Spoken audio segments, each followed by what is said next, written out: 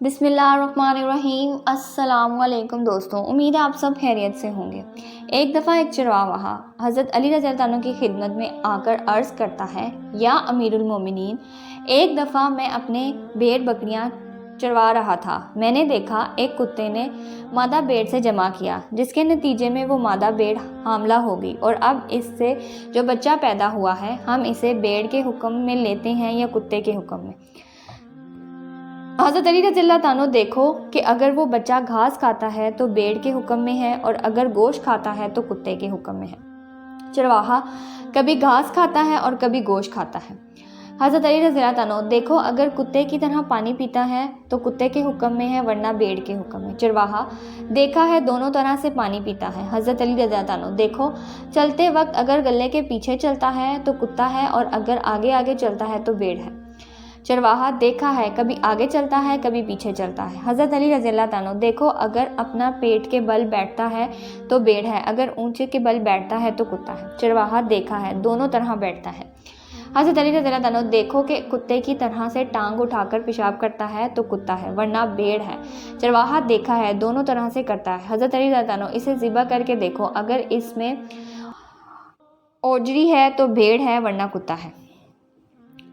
امام محمد رضی اللہ عنہ فرماتے ہیں، عمر رضی اللہ عنہ کے خلافت کے دور میں ایک شخص دوسرے شخص کے گریبان سے پکڑ کر لایا اور کہتا ہے کہ اس نے میرے بھائی کو قتل کیا ہے۔ عمر رضی اللہ عنہ نے کہا، جاؤ تم بھی اسے قتل کر دو۔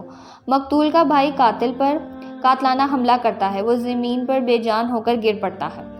مقتول کا بھائی سمجھتا ہے وہ مر گیا ہے، لہٰذا وہاں سے چلا جاتا ہے۔ قاتل کے رشتہ دار آ کر دیکھتے ہیں ابھی اس میں کچھ جان باقی ہے، اسے اٹھا کر لے جاتے ہیں، اور کافی علاج کے بعد وہ ٹھیک ہو جاتا ہے۔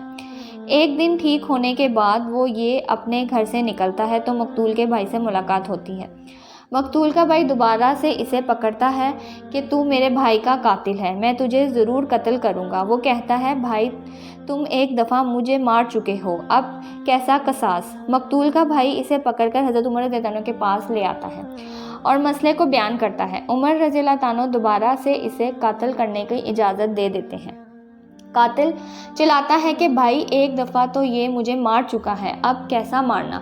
حضرت علی رضی اللہ عنہ نے اس کے بارے میں یوں فیصلہ فرمایا کہ اگرچہ مقتول کا بھائی اسے ایک دفعہ مار چکا ہے، لیکن پھر بھی اپنے بھائی کا کسارہ لینا چاہتا ہے، تو پہلے یہ اجازت دے کہ اسی طرح کی ضرب جو یہ پہلے اسے لگا چکا ہے لگا کر اپنے بدلہ لے، پھر وہ اپنے بھائی کا اس سے بدلہ لے۔